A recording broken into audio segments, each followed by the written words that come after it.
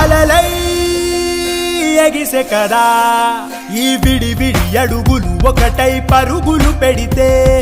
జగమంతా మన వెంటే జయమంటూ సాగదా ప్రతిమది విడిచి బయటికి రాగా ఈ హృదయం మిక విశాలమే కాదా